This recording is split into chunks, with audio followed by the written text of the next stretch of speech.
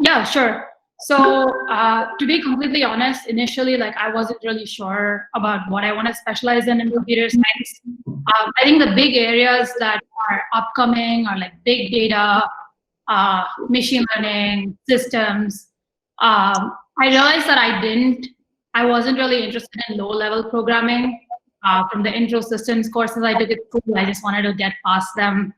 So I knew that wasn't something I wanted to do. I wanted to do something more high level, working with APIs. Um, and then ML was like pretty upcoming. And as I took like at CMU, you have to do like a minor in some field. I started taking some stats and intro ML courses. I also took one on artificial intelligence. And I really liked ML because it had applications in everything. No matter like what area you wanted to focus on, you could find ML has an application in that area. And I think initially I was very keen on exploring like applications of computer science in medicine. Have a lot of doctors in my family, so that was something I was really keen on. So that's why it led me to machine learning in the beginning. But I think as I learned more and more about it, it was really fascinating that the kind of problems ML can solve are so complicated, but they have the same like simple system, right? You use a similar neural network to solve like all kinds of different problems, and it's fascinating to watch a machine learn. I think the more and more complex classes I started taking in ML, I was like more and more drawn to that field. And I think at some point I realized that I'd specialized and this is what I wanted to do. So that's why ML, I guess that was a kind of long drawn out answer, but that's what fascinated me to this field. That was like a really nice answer. Even like what is fascinating to me is how many different factors around you have led to you choosing this field, if I may. Okay, so we have some questions in the chat box too, so we'll start off with those. So we have Arman Sinha, whose question is, how did you decide to choose business school after being in close touch with technology? Why didn't you go for MS? Why didn't I go for MS? Okay, so I think like when I did undergrad at CMU, I got the opportunity to take a lot of grad courses as well. So in the US, when you're doing your undergrad, all the courses are still open to you. So you can take like master's courses, PhD courses. You can actually even be a teaching assistant for master's courses. While you're an undergrad, it's just how much you want to push yourself. So for me, I didn't really see like a particular set of courses that I really wanted to take that I didn't have the opportunity to do in my undergrad. There were a couple of courses in machine learning that I was really like keen on, but I managed to fit them in my 3.5 years that I spent during the undergrad. So because I didn't see like a set of 5 to 6 courses that made me go like, oh, I wish I had one more year to take them, I didn't do a master's. And I felt that at least in computer science, I'd learned like what I wanted to learn. And from my internships, I did my 3 internships at Facebook. I kind of explored the different like opportunities in industry. I worked on like pretty different teams. I had like one summer where I did Android development. One summer I worked on their ads team, which was really big and focused on revenue and impact. And then I also worked on one of like a researchy team, which kind of told me that I didn't want to do research. And so those experiences put together made me realize that I like working on industry problems, industry level code, and not focus too much on academia. I like both the technical and non-technical aspects of working in industry, like working with a team, trying to design solutions to the problem in addition to like implementing them. So because I had taken the courses I wanted to take, and I also didn't want to focus on research or academia, I didn't do a master's. And why I chose to go to business school, well, it's because I liked solving non-technical problems as well. I realized that long term, I wanted the opportunity to do something other than coding. I think there are ways, just as an engineer, to solve non-technical problems. Like if you go up the software engineering ladder a couple of levels, you start attending more meetings, managing more engineers, etc. But I feel like in any field, getting formal management education could be really helpful and would help you stand out. So I applied to a deferred MBA program. So just a little bit of a background on deferred MBA programs it's not like a binding program, it's just an opportunity to go to business school if you decide to in the future. So you can apply now, and 2 to 4 years later, you can think about whether business school is for you. And I was lucky to hear about this option when I was in my final year of undergrad. And I thought, why not? And I got in. So now I'm just like finding out what's the best time to do a business degree and sort of pivot my career. Okay. Okay, then we'll move on to the next question, which is, for someone starting off with machine learning, what is a general roadmap that you'd suggest? Yeah, I think as for most of the CS concepts, it's pretty hands-on. I think it's quite easy to get carried away by like applications and watching interesting videos. But I highly recommend you try doing tutorials instead. I think it's quite like everybody likes to watch fun videos, see what ML can do, learn the theory behind it. But I think as a computer engineer and somebody who wants to get into the field, try to find more and more like hands-on applications, participate in like hackathons. If you see something really cool in ML that you want to learn, like learn it, code it, and like try it out and make sure you understand the ins and outs. I think theory is something you'll learn along the way. Like as you see it work, you'll want to know why it works, and that's the easier part of learning ML. The harder part is actually trying it out, because I think one like really big difficulty in ML is like hyperparameter tuning and like tuning your neural network, understanding like what architecture works and things like that. And when you read like literature and you're like, oh, this network worked and this other network didn't work, you don't realize how difficult it is to actually find the network that works, right? But if you try the problem for yourself and spend like 10 hours tuning the hyperparameter and finally landing on the like structure that works, I think the process of learning about what didn't work is going to make you a better ML engineer. So I highly recommend being hands-on about it and trying to code up everything that interests you in the field. Okay, I guess I actually had a follow-up question. Sorry to interrupt. Yeah, okay. Like you said that we need to keep going and we need to like figure out what doesn't work and what does work. So I just wanted to know that we know that you're right now at Google and you have many successful endeavors, you can call them. Or what I wanted to know, what are the basic maybe like what are the basic unsuccessful or some failures that you encountered which propelled you towards the particular path that you're right now in? Yeah, so I can't talk a lot in particular about my projects at Google, but in general, from my ML project experience, I think it's easy from a third person's perspective to give you ideas on what solves the problem. I'm not sure how many of you have an ML background, but it's basically like taking some input data with a bunch of different features to predict an output, right? So for example, you might want to predict whether housing prices is going to go up this year, and the kind of, so if you want to predict, so the model might predict how a particular house's price is going to change this year. You might input like the size of the house, the location, other aspects, maybe the paint color, etc. Into the model, right? And it's the interesting part of machine learning is like, how do you choose these features? Like what's important, right? And if you ask somebody the question, you're like, hey, what do you think like impacts housing prices? It's easy to give you 20 different factors they think could influence housing prices. But only when you actually put those 20 different things into a model, you realize that if you have 20 features that are pretty big, the model is going to be big, it's going to be costly. So it's like a cost efficiency trade-off. The more features you put into the model, the more information it has, the more accurate the predictions. At the same time, you're making the model bigger, right?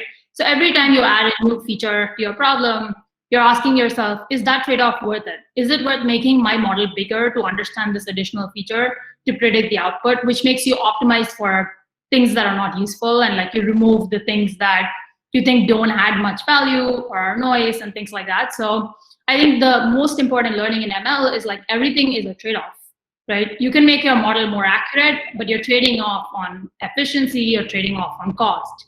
So I think when you try out these problems and you actually like try to understand the impact. And the other thing is machine learning is like a black box, right?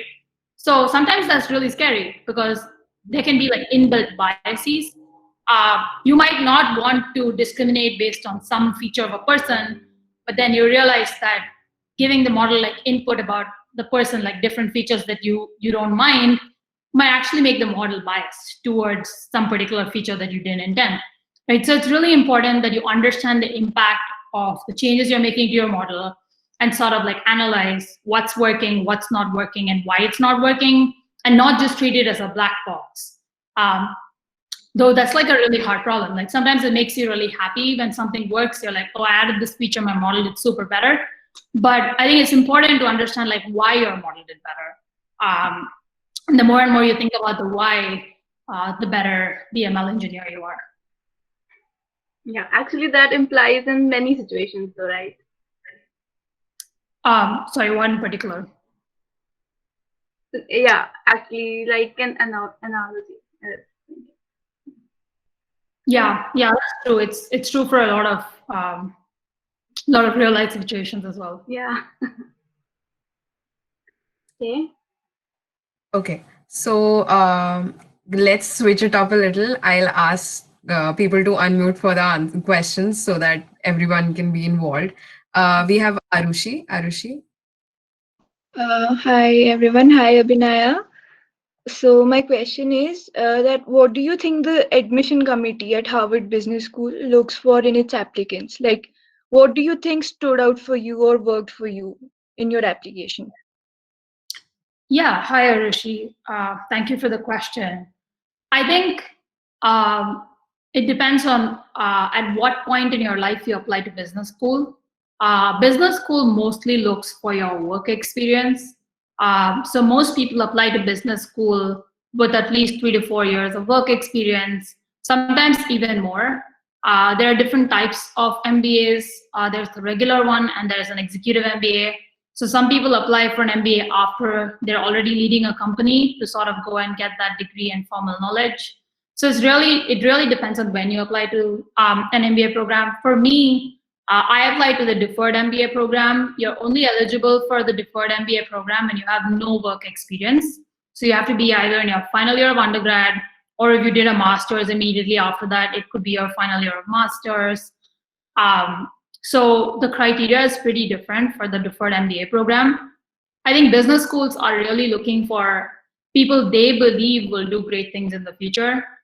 That's sort of their criteria. And that should be in the field of like leadership and whatever you do best. So I think the common misconception is that you need to have a lot of business experience in your undergrad to sort of apply for an MBA. But that's not true. They just want you to be really good at what you do, and they should believe that you will do great things in that field. So for me, I'm pretty technical. So a lot of what I emphasized on my application was that I'm really technical. And I talked about my experience with technical internships, why I chose to go to Google full-time, why I made a lot of decisions in my career the way I did, and what is like my plan for the future.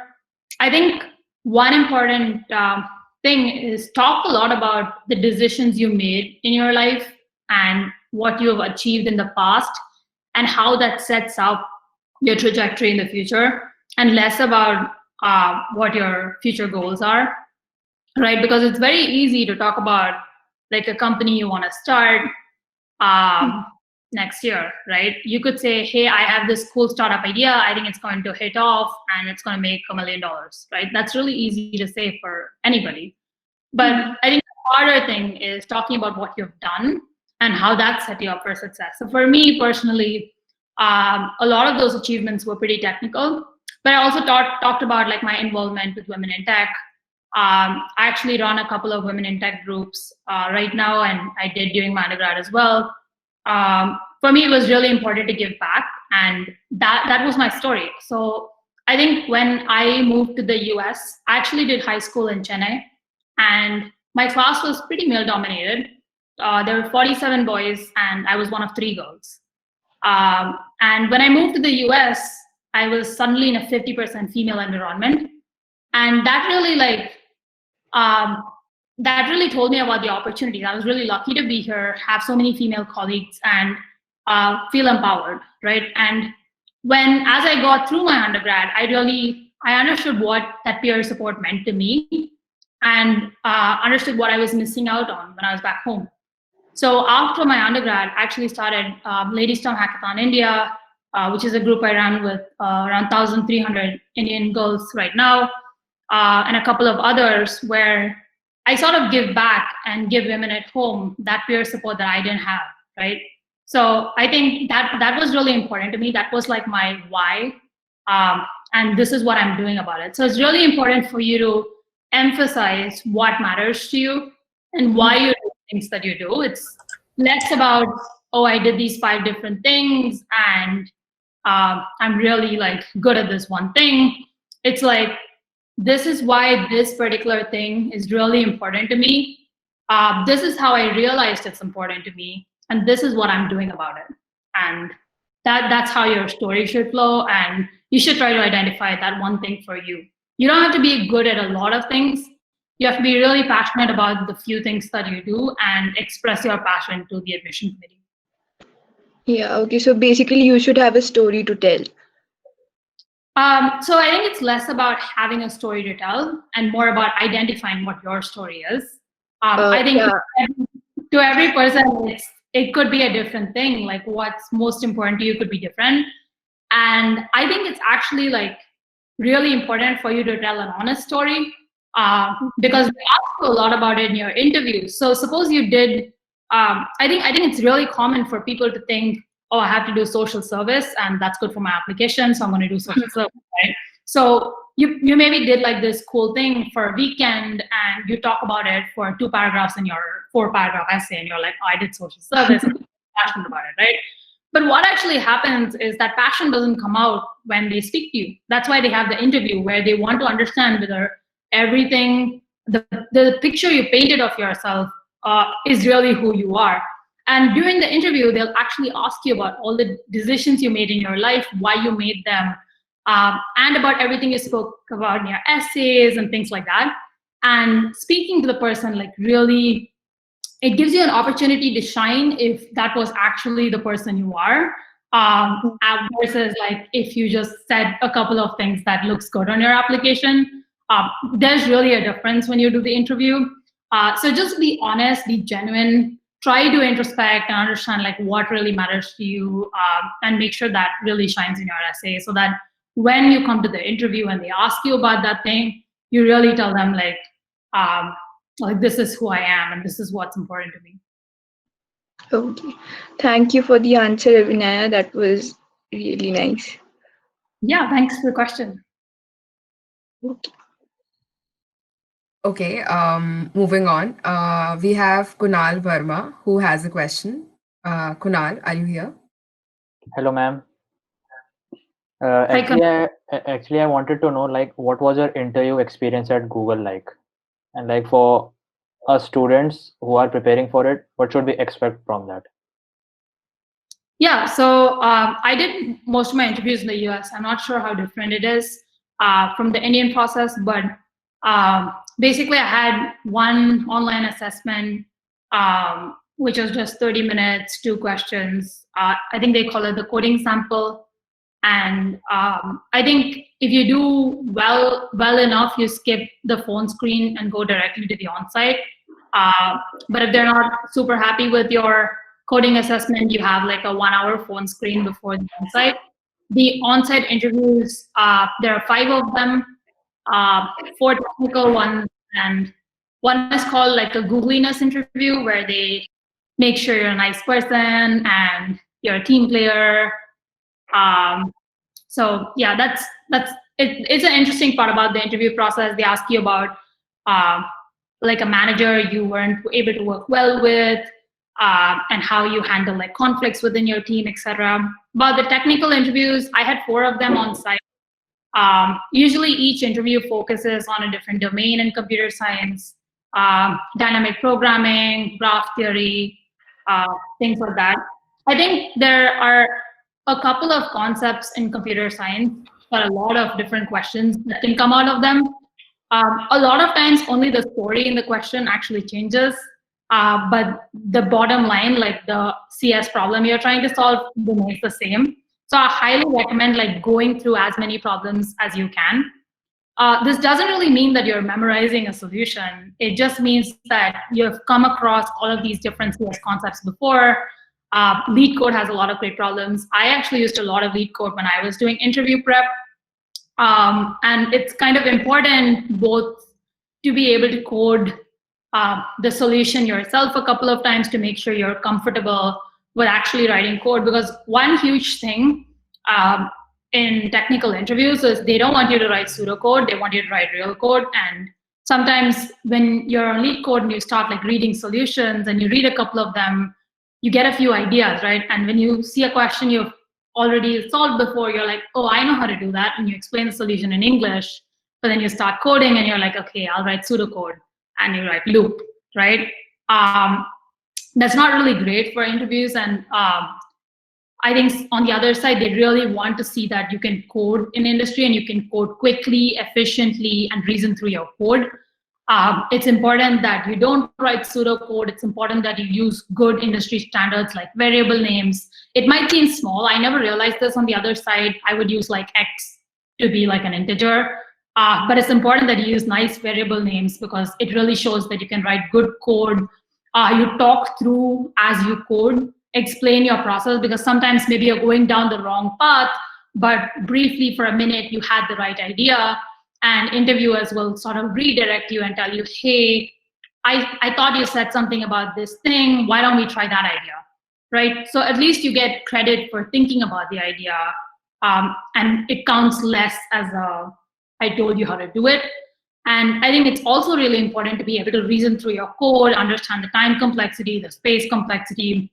I think like, especially when you're applying to internships and you haven't taken all the CS courses yet, a lot of students struggle with going through their code and understanding like how fast it is and things like that. Make sure you practice those, at least for common problems, simple problems that you've seen before. Work with a partner. I think it's easy to give up motivation when you're coding alone. Try to find somebody to work with, practice questions every day, try to track progress, and practice. I think practice is the main thing. It's not about memorizing solutions. It's about doing them so many times that you just know how the problem works. Thank you so much. Okay, so next question is from Utkarsh. His internet connection is not that stable, so I'll be speaking the question. So he wants you to shed some light on the FRL brain interface that you worked on. Yeah, sure. So I worked on Facebook's brain computer interface team for my 3rd summer. It was a research focused team. They were trying to understand how you can type with your brain. It's an interesting problem, has a lot of applications. Like if you could just think and have your computer or the device you're working with understand what you're thinking. I think like so I don't know if you wanted me to talk about the technical aspect of it, but I guess, so I can't really talk too much about the applications. It's still an ongoing project and it's Facebook's like cutting edge technology. But I think the interesting part about that experience for me was it was a very research focused team. It gave me an opportunity to work with not just engineers, but like neuroscientists, physicists. I had like biology and physics meetings every week. I think one thing is if you ever get an opportunity to work on a team that's not just engineers, try to learn about the other aspects of the project. I think when I worked on that project personally, I was super focused on the computer science aspect of it. I was like, oh, I'm here to code, tell me what to do, and I'm just going to get that done. I think the part I missed out on and I wish I'd done more of is sort of attended all these meetings about like the product itself, the science aspects of it, why they're doing this, what's like the future of this product, and things like that. This particular team was within Oculus, so they want you to be able to think and control the Oculus. That was sort of the high-level intent. And I think it gave me an opportunity to work on a very open-ended problem. It gave me a lot of ownership. It was a very small team of engineers with both hardware and software engineers. And it sort of gave me the opportunity to both design a solution and implement it. I worked on distributed systems that summer. I think technically I was not really a systems person. So it wasn't like a bright light for me in terms of the systems work I did. But overall, it was a great experience because I got to work on different aspects of the product. I got to work with analysts, get like real user feedback on how my algorithm was working for users, and sort of put that in. I think long term, even if you want to do something like product management after your computer science degree, it really helps to sort of understand like the different parts of the team and not just engineering, so that you can understand like what matters to different people and how to put those goals together and work together to solve the problem. Yeah, I'm sorry I couldn't talk a lot about the technical aspect of brain-computer interface. I think it's still a highly secretive project at Facebook. No problem. It's okay. This was like still very nice of you to tell us. The next question is from Arman. He's asking, which technology do you think would be most in demand after a few years? I don't really know. I don't know if I'm qualified enough to answer that question. Sorry, were you going to say something? Yeah, hi Abinaya. Like I was just wondering that you've been in touch with deep learning and AI, ML, all these, and you've done many internships. Also, you've also worked with Google, which is a dream company for many. So, like, do you think that AI and deep learning, all technologies like these, would be something that would overpower other technologies in the near future? So personally, I think it's going to be pretty impactful. I don't think it's been completely explored in all fields. I think there's definitely a bias in the applications of machine learning in technical fields, more like electrical engineering, aerospace engineering, computer science, and that kind of thing. If you look at the other fields that are not really related to tech, AI and ML has still not infiltrated those fields, mainly because the professionals and the people who know a lot about those fields aren't equipped with ML skills to solve the problems of that domain. So I think slowly, as people are understanding like what could be the impact of something like machine learning, it's getting into those domains where there is not computer science expertise. And also the field itself is becoming more and more sophisticated. They're solving more harder problems, natural language processing. We're going towards smart homes where your devices can understand you and sort of work on their own. So I think there's a lot of investment in the area from big tech. So I do see a lot more impact on that. I don't know if it's going to be like the dominating technology, but it's definitely going to be one of the bigger ones in at least the near future. So if you're like excited about it, it's a great place to be right now. Thanks a lot. Thanks a lot, Abinaya. Yeah, of course. Okay, so the next question is from Arushi. Arushi? Okay, hi again. So my question is, were you involved in research as an undergraduate at CMU? Like apart from your internships at your university, were you involved in any research project? Yeah, I did a little bit of research. I did some ML research for a couple of weeks.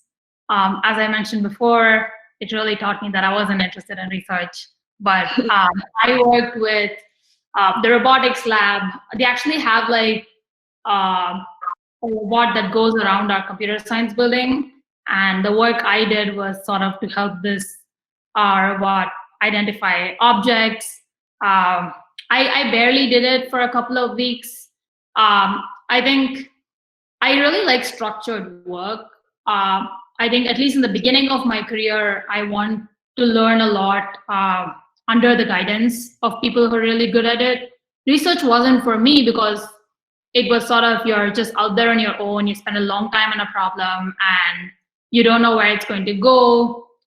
It's never like immediate results. You can't try something out and immediately get feedback on how it's doing and things like that, which for me was really important, both during undergrad and right now.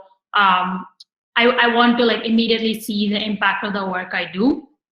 So that was like one experience with research. Another one I did was more academic, where I helped a probability professor with her textbook, helped her like draft problems for it. I think that was more rewarding for me because it was like coming up with interesting problems, putting a story to them, and understanding like what's the best way to approach it and things like that. About like just core research, I don't have a lot of experience because I decided pretty quickly that it wasn't for me. But even for you, like I know a lot of people like do it here. They go on to do a master's or PhD to get more time in academia to work on difficult problems, and they're definitely like contributing to the field moving forward and advancing. But I'm the kind of person who likes to apply cutting edge technology to real world problems. Yeah, so that's just my perspective. Sorry, if you're looking for a more research related answer, I just don't have enough experience with that. No, I just wanted to hear what you did during your undergrad. And also, I wanted to ask that your field is deep learning at Google, right? So I was under the impression that these companies like Google, Facebook, for the deep learning and machine learning domain, they look for people who have done their master's or PhD. So, okay, like now I know that they take people who are straight out of their undergrad too. Yeah, I think the thing is they might have like specialized roles that are only accessible to PhDs. But I think it's not like you cannot do machine learning at a place like Google without a master's or PhD. But it might make it a little bit harder. I was actually very lucky to get into this role. I wasn't like into Google as a machine learning engineer. I applied as a software engineer and I got a software engineering position. But in my interviews with teams, I requested that I speak to teams that have some work related to ML on the team. So you can't really be picky about the team when you're an undergrad and you apply for a software engineering role. But I kind of requested that somebody in the team works on an ML project. And I really lucked out when I got into this team because they hired two of us at the same time. And the other guy they hired was a PhD in deep learning. And we both were sort of hired to work on the machine learning parts of what the team does. And there were a couple of like ML models the team works with. And I kind of got the opportunity to be involved like in a smaller scale. And I think if you have the right domain knowledge and experience during your undergrad, coming in and like being exposed to this sort of problem, as long as you have like good ideas and you know how to work with the field, like they're always open to giving you the opportunity to do more there. It's less about like your degree and more about who you are as an engineer and like what domain knowledge you bring and how you're able to tackle like industry level problems. I think you can always find the opportunity. You just have to, it might take a few more years, but when you get that right opportunity and you realize that this is something you're really excited about, make sure you put in like your full-fledged effort and sort of learn about the problems, provide ideas, and get involved. And I think it can still work out even if you don't have a higher education in the field. Okay, thank you again so much. Okay, so I had another question, Abinaya. It's regarding like you mentioned before that how project work can be a ladder to starting off in a field, and it can help you a lot, which includes like hands-on projects and all. So that's first of all, that's a very nice thing because I really like to follow that ideology myself. So, but I wanted to ask that these projects that we make, how do they impact you once you're in the corporate world? What is their worth when once you get out of the college? You've learned, you are in a field, you know what you want to do. But once you're in the corporate world, what is their impact? So if I understand the question right, you're asking how do computer science projects you've done as an undergrad or as a master's student impact your experience in industry? Yeah, basically. Yeah, I think they're just like a stepping stone for you to learn the technology and for you to get the job. I don't know if they have a lot of impact after you're working in industry, because then you're working on a real world problem. And like the company probably doesn't care about how many projects you did or what your projects were on before you got there. But I think for you to get a role or a job in a company you're passionate about, it's good to have projects in like the domain they work on or using the skills. Like maybe you're trying to break into finance, right? You're trying to break into finance as a CS major. It really helps to have some project related to finance that shows that you know the fundamentals, and some projects to show that you have the technical skills. Maybe you want to work at a company that uses Golang, right? Golang to write their distributed systems. It helps to have a project in your resume that was written in Golang and that used distributed systems, right? Because they'd rather hire somebody who already has the skill and has worked on a project with it than somebody with no experience who has to learn from scratch. If you're interested in working for a company that does something related to self-driving cars, might be useful to have some reinforcement learning background or computer vision background, so you can explain how your experience fits with what they're looking for. So I think the answer to that question is, if you want to be at a very particular place, like you have a goal and you're like, that's the company I want to work for, try to tailor the projects you did during your college years to the company you want to work for. But if you're open to a lot of things, you're not sure what you want to do, it helps to do a diversity of projects to sort of understand like what you care about and what you don't really care about. For me, I realized very quickly that I don't really want to do any systems or low-level work. I like to work with high-level APIs. I like to design projects and things like that. And you get those insights as you try out the different things. I worked on augmented reality in my freshman year at college. And then I quickly realized that I don't want to do augmented reality because it takes like a lot of design. It has a lot of visual aspects. I did a front-end project and I realized front-end wasn't for me. So I do backend and infrastructure work at Google. So those kinds of things, like what you enjoy doing and what matters to you, you'll only learn when you try it out. The answer was really interesting, and by interesting, the interesting turn it took when you mentioned AR, because I'm actually working in AR right now, and I have been working in front end for a year now.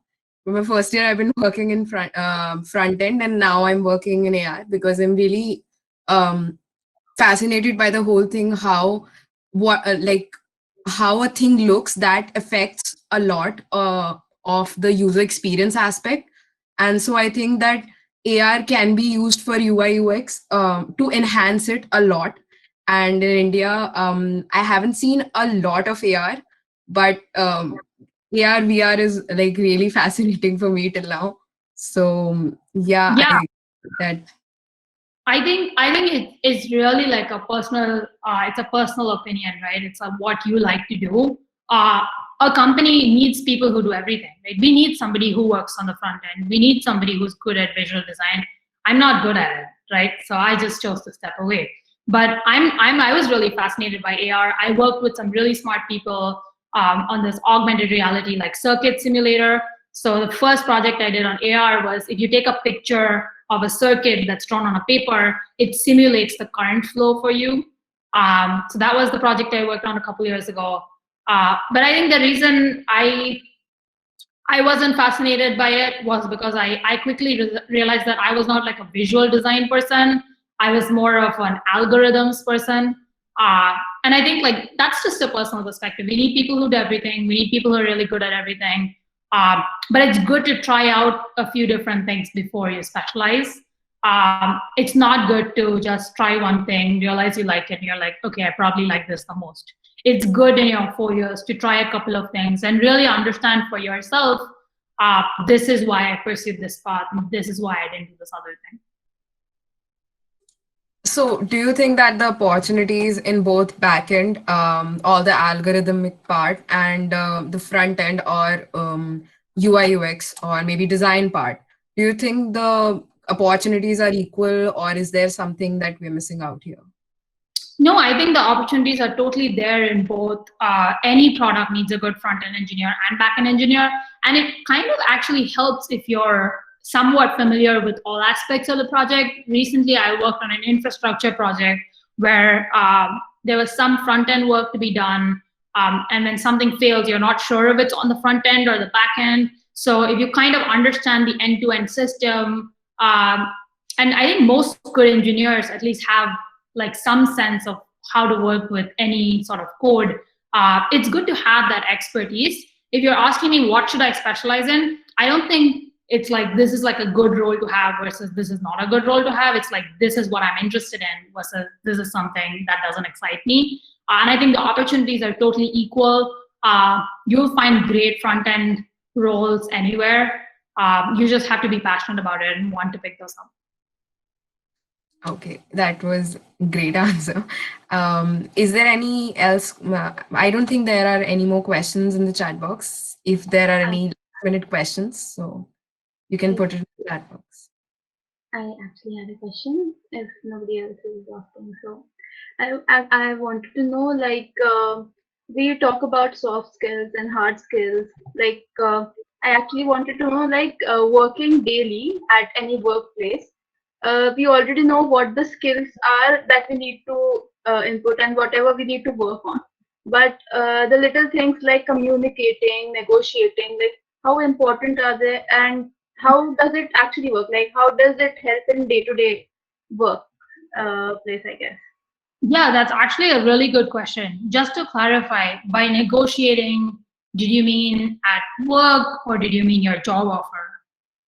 No, not particularly the job offer, but like in everyday, identifying the opportunity, like when do you need to negotiate and when do you need to analyze, when do you need to talk to that person about that particular thing or not. That little things, yeah. Yeah. So I'll summarize that as like, what are like good skills to have, soft skills to have in the workplace.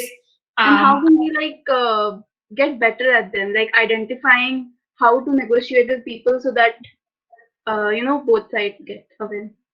Yeah, I think it's actually like really important to constantly ask for feedback. It's very easy in the workplace to neglect that other people have choices and opinions about your performance or your habits, right? It's easy to just not ask and work with a couple of people and get to know a couple of years later that they don't really like your attitude. I think the better way to do it is constantly ask, because when you give them an opportunity to give you critical feedback, you develop as a person and they feel like it's okay to tell you like a positive thing about your attitude and something that didn't work well. And I think one really important soft skill in the workplace is definitely communication. I think it's really difficult to find the balance, right? Especially when you come into industry for the first time, you have so many questions. You have to constantly ask for help and you're not very productive. So for the first 3 or 4 months, you're leaning on somebody else and they have a full-time job to do, and helping you more often than not doesn't really help their performance, right? Yeah. But it's, so one, you have to be really thankful that somebody's answering your questions, and two, you should be very mindful of how many questions you ask and how you ask for help. I actually realized this the hard way. In one of my internships, I was constantly asking questions for 2 weeks, and my mentor at the time told me, hey, you're doing well, on one day, and 2 days later, he sent me a message and he said, hey, Abinaya, we think you're not doing well, you're kind of struggling, and you need to really work hard to get back on track. And I was really taken aback because at the time, I thought, well, 2 days ago I was doing fine, and 2 days later I'm not doing fine. So what changed that made you think that I'm below expectation right now? And after like probing into it, thinking about it, and being really disappointed, I understood that I asked too many questions. But the problem with this was not that I asked too many questions. The problem with it was I was never told that I was asking too many questions, because it's difficult to tell a new person that you're being really annoying, right? So I think the important thing, the takeaway from that for me was, it wasn't that I couldn't have figured out some of that stuff on my own. I just didn't know how much time to spend on a problem before I asked for help. And that was a very important learning experience for me, because after that experience, every time I worked with a manager, I would ask at least once in 2 days, what is the best way for me to ask you for help? And please let me know if I'm asking the wrong questions, or you think I could have figured this out on my own. I always constantly tell people I'm working with, when I know I'm asking them more than a few questions, I ask, hey, is this the best way to communicate with you? Would you prefer that I send this in an email, or do you think like messaging you all the time works better for you? And that actually worked out really well for me, because after that, the next experience I had, I asked my manager, hey, do you think I should message you with questions, or do you think I should send you an email, or should we set up a video call? And he said, well, just keep messaging me the questions. I don't want you to be stuck. And then a few days later, I asked him the question again. He said, yeah, you can still keep messaging me. Another couple of days later, I asked him the question again. He said, Abinaya, maybe we should set up a meeting every day at this time, and we'll take all your questions, right? And that was actually positive feedback for me, because if I didn't ask that question, I would never know that now he's decided that it's time for me to stop messaging him with questions, right? And that's not something that's easy for somebody to tell you, that, hey, it's been 2 weeks now, maybe you should stop asking me so many questions. But then just the fact that I constantly asked for that feedback, I constantly gave him an opportunity to tell me this, he felt like it was okay to tell me, hey, now it's been 2 weeks, you've been on this team, I think you're not really stuck anymore, so ask me once a day, right? And that was good feedback, and that really helped me like perform well, because now I understood, okay, so now is when he wants me to be more independent. So I think these are good soft skills to have. Another thing, I think, especially with working from home, if you guys end up starting work virtually, is try to develop a personal relationship with your coworkers.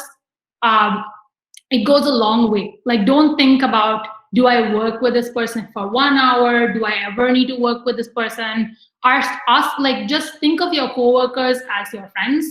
Make sure you constantly check in, ask them how they're doing, talk to them about non-work related things, even when you're not going to be working with them for a while. Because when you are, that personal relationship really helps, because that might be the difference between you asking them a quick question on chat versus sending them an email and waiting a couple of days for an answer. If you already had that rapport with them, you could say, hey, just a quick question, do you think I can do this? And more often than not, they would quickly respond to you and you'll be unblocked. So try to go out of your way to build those personal relationships. So like everybody knows you and wants to help you succeed. And always think about it as teamwork. I think sometimes when you're in the industry, it becomes sort of competitive. You're like, oh, do I advance first, or do you advance first? I want to get this done 1 month before you can get it done. Remember that it's a marathon and not a sprint. Once you're working full time, it's not like college. It's not like I'm getting an A and you're getting a B, or I'm going to go up 1 level faster than you are. That can sort of get unhealthy after a while. I think like college and industry, that's like the biggest difference. You think about it as teamwork. You want to help somebody else and they will help you, and both of you can go up to the next level. So always like try to keep that in the back of your mind. Okay, I'll keep those in mind. Really nice tips. Okay, thank you. Yeah. Okay. Okay, I have a question. Hi, Abinaya. So it's like, assuming that you're in a place right now where you are trying to pivot your career. So I'd like to have your opinion as a recruiter, and as well as someone who has worked in tech field till now. Is it really, or is it a really primary thing to be quite fine in coding or quite fine in tech when you aim for a position like in product management, as you mentioned? Because when we are working as a product management, we work with some software developers plus we are people who have expertise in many fields. So it's like, does it give you an edge when you start off with a technical career and then you pivot yourself towards business or management? So to repeat the question, are you asking if it's better to do tech for a couple of years and then do product management, or to start off with product management? Yeah, exactly. Yeah, I think, so that's a really good question. I think, so product managers actually if you start off as a product manager, you're starting off with kind of managing people who are more experienced than you, right? Exactly. So that's a kind of awkward position to be in. Because you're probably managing a really senior engineer who knows exactly what he's doing, and you're fresh out of college and you're telling him how to design his product, right? And I think, if you ask me personally, I really think there's value in doing tech before you do something like product management, because if you do tech for a couple of years, you're also experienced both as an engineer and you have more domain knowledge to help them with those decisions, right? So suppose I did machine learning for 2 years and then I did a product, then I was a product manager for an ML app. I have a lot more confidence in telling engineers why this is a great product idea. I can tell them, I think this should be the vision of the product, because using ML you can solve this problem, and this is how I think it can be more efficient. What do you think of it as an engineer? How do you think we can do better? So then you're sort of working with them, and you also have some knowledge, versus think about somebody who did a CS degree right out of undergrad, they're at Google, they're working with somebody who's been in the industry for 8 years. How would you sort of approach that situation and tell the engineer with 8 years of experience what the right thing to do is, right? Yeah, so right.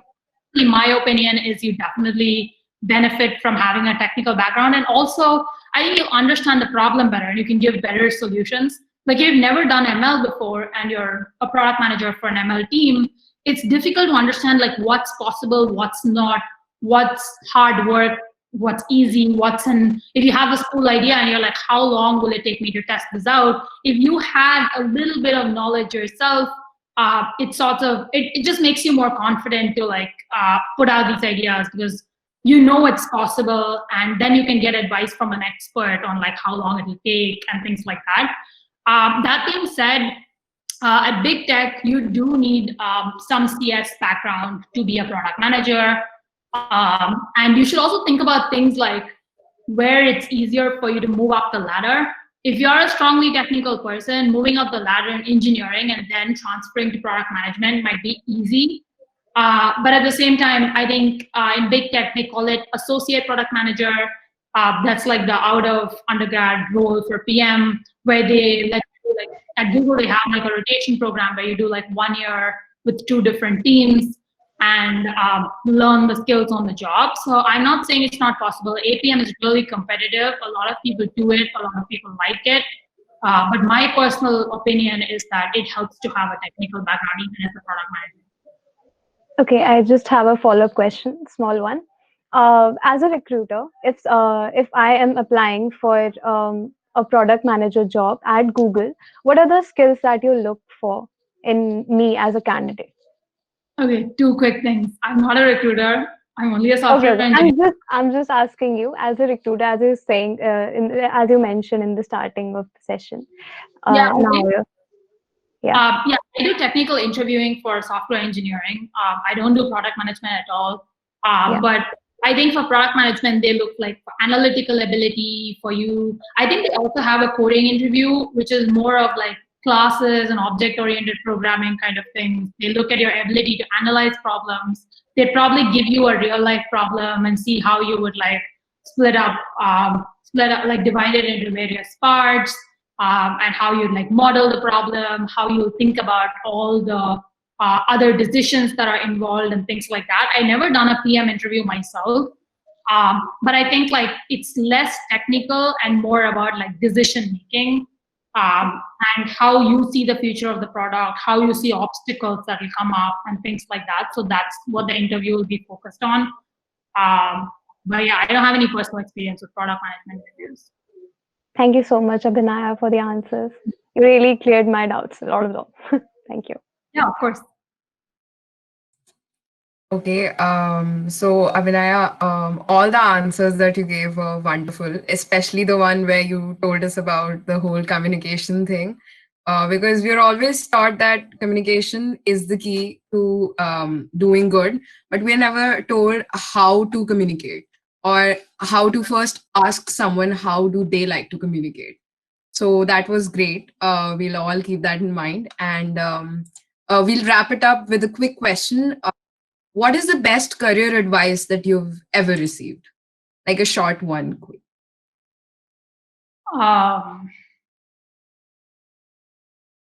Yeah, I think the best career advice, personally for me, is not to do something that because everybody else is interested in it.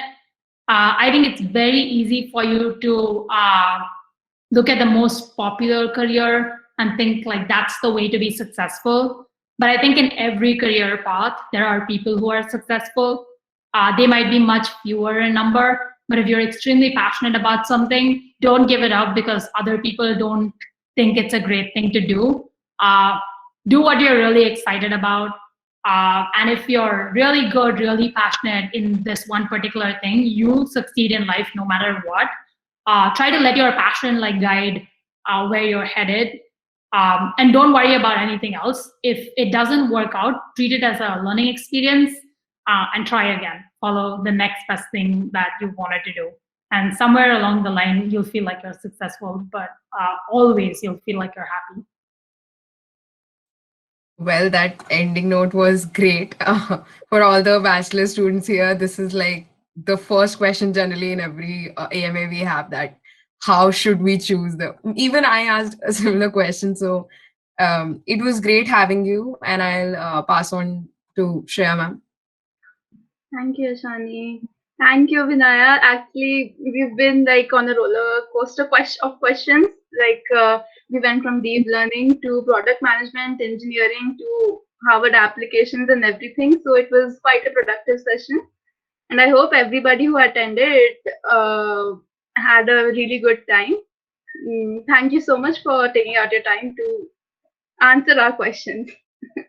Yeah, thank you so much for giving me the opportunity to speak. I loved all of your enthusiasm, and thanks for the people who turned on your videos. Sometimes I do sessions where everybody just has their camera off and are on mute the whole time. So thank you for making this like less awkward, very interesting. I loved answering all of your questions. If you guys have like follow-up questions, need like life advice, feel free to email me. I put my email on the chat. I would love to hear from you.